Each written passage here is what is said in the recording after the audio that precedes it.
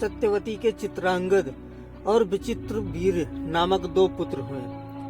शांतनु का स्वर्गवास चित्रांगद और विचित्रवीर्य के बाल्यकाल में ही हो गया था, इसलिए उनका पालन पोषण भीष्म ने किया। भीष्म ने चित्रांगद के बड़े होने पर उन्हें राजगद्दी पर बिठा दिया, लेकिन कुछ ही काल में गंधर्वों से युद्ध करते हुए चित्रांगद मारा गया।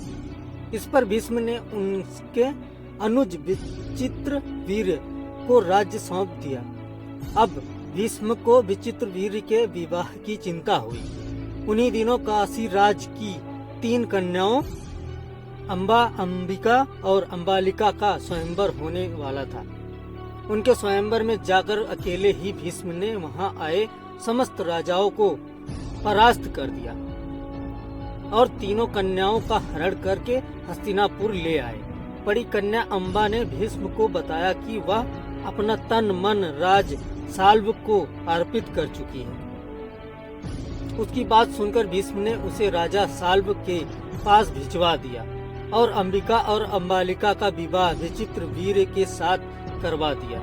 राजा साल्व ने अम्बा को ग्रहण नहीं किया, अतः वह हस्तिनापुर लौटकर आ गई और भीष्म से बोली, हे आर्य, आप मुझे हर कर लाए हैं, अतएव आप मुझसे विवाह करें। किंतु भीष्म ने अपनी प्रतिज्ञा के कारण उसके अनुरोध को स्वीकार नहीं किया। अम्बा रुष्ट होकर परशुराम के पास गई और उनसे अपनी व्यवस्था सुनाकर सहायता मांगी। परशुराम ने अम्बा से कहा, हे देवी, आप चिंता न करें, मैं आपका विवाह भीष्म के साथ करवाऊंगा। परशुराम ने भीष्म को बुलवाया और किंतु भीष्म उनके पास नहीं आ गए। इस पर क्रोधित होकर परशुराम भीष्म के पास पहुँचे और दोनों वीरों में भयानक युद्ध छिड़ गया। दोनों ही अभूतपूर्व योद्धा थे, इसलिए हार जीत का फैसला नहीं हो सका। आखिर देवताओं ने हस्तक्षेप करके इस युद्ध को बंद करवा दिया।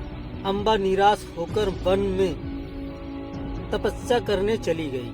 विचित्रवीर्य अपनी दोनों रानियों के साथ भोग विलास में रत हो गए, किंतु दोनों ही रानियों से उनकी कोई संतान नहीं हुई और वे क्षय रोग से पीड़ित होकर मृत्यु को प्राप्त हो गए। अब कुल नाश होने के भय से माता सत्यवती ने एक दिन भीष्म से कहा, पुत्र, इस वंश को नष्ट होने से बचाने के लिए मेरी आज्ञा है कि तुम इन दोनों रानियों से पुत्र उत्पन्न करो।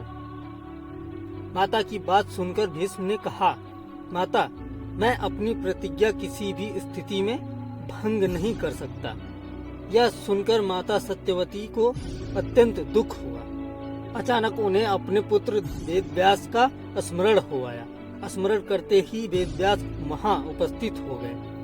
सत्यवती उन्हें देखकर बोली, हे पुत्र, तुम्हारे सभी भाई निसंतान ही स्वर्गवासी हो गए, अतः मेरे वंश को नाश होने से बचाने के लिए मैं तुम्हें आज्ञा देती हूँ कि तुम उनकी पत्नियों से संतान उत्पन्न करो। वेदव्यास उनकी आज्ञा मानकर बोले, माता, आप उन दोनों रानियों से कह दीजिए कि वे 1 वर्ष तक नियम व्रत का पालन करते रहें, तभी उनको गर्भ धारण होगा।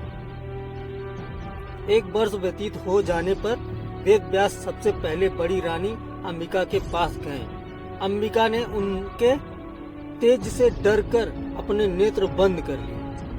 वेदव्यास लौट कर माता से बोले, माता, अंबिका का बड़ा तेजस्वी पुत्र होगा, किंतु नेत्र बंद करने के दोष के कारण वह अंधा होगा। सत्यवती को यह सुन कर अत्यंत दुख हुआ और उन्होंने वेदव्यास को छोटी रानी अम्बालिका के पास भेजा। अम्बालिका वेदव्यास को देखकर भय से पीली पड़ गई। उसके कच्छ से लौटने पर वेदव्यास ने सत्यवती से कहा, माता, अम्बालिका के गर्भ से पांडु रोग से ग्रसित पुत्र होगा। इससे माता सत्यवती को और भी दुख हुआ और उन्होंने बड़ी रानी अम्बालिका को पुनः वेदव्यास के पास जाने का आदेश दिया। इस बार बड़ी रानी ने स्वयं न जाकर अपनी दासी को वेदव्यास के पास भेज दिया। दासी ने आनंद पूर्वक वेदव्यास से भोग कराया। इस बार वेदव्यास ने माता सत्यवती के पास आकर कहा, माते, इस दासी के गर्भ से वेदांत में पारंगत अत्यंत नीतिवान पुत्र उत्पन्न होगा। इतना कहकर वेदव्यास तपस्या करने चले गए। समय आने पर अम्बा के गर्भ से जम्बांग, धृतराष्ट्र, अम्बालिका के गर्भ से पांडु रोग से ग्रसित पांडु तथा दासी के गर्भ से धर्मात्मा विदुर का जन्म हुआ।